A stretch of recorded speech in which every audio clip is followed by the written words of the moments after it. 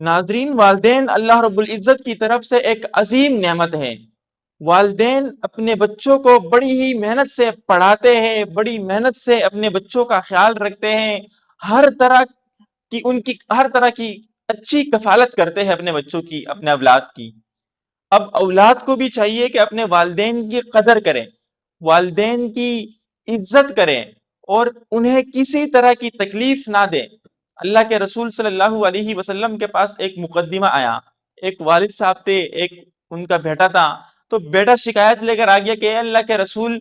میرے والد صاحب میرے مال میں سے لیتے ہیں، اس لیے آپ انہیں سمجھا دیں کہ وہ میرے مال میں سے کچھ اٹھائے نہیں۔ اللہ کے رسول صلی اللہ علیہ وسلم نے ان کے والد کو بلوایا، کہا بلاؤ ان کے والد کو،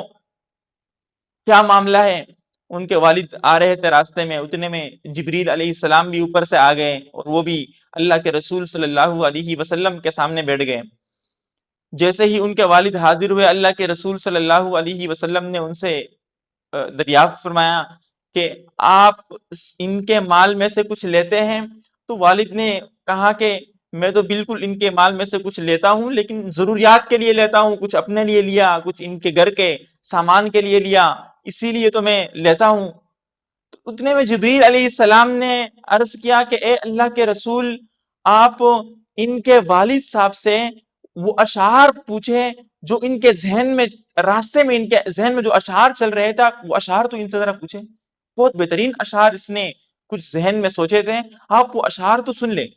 اللہ کے رسول صلی اللہ علیہ وسلم نے فرمایا ان سے کہ آپ نے بھی راستے میں آتے ہوئے ذہن میں کچھ اشعار سوچے تھے، آپ ذرا وہ اشعار تو سنائیں۔ تو ان کے والد نے بہت ہی دردناک لہجے میں انداز سے وہ اشعار سنائے، جس کا تقریباً مفہوم کچھ اس طرح کے، اشعار تو لمبے ہیں لیکن مفہوم کچھ اس طرح کا ہے کہ میں نے اپنے بچے کو بہت ہی تکلیف سے پالا، بچپن میں بچے کا ہر طرح کا خیال کیا،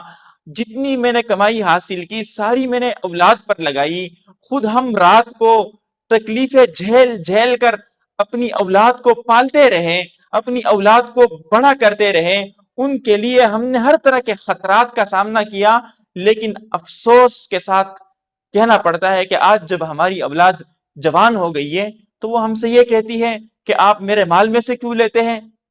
اس طرح کے اشعار انہوں نے اللہ کے رسول صلی اللہ علیہ وسلم کے سامنے پیش کیے، تو اللہ کے رسول صلی اللہ علیہ وسلم نے ان کے بیٹے سے فرمایا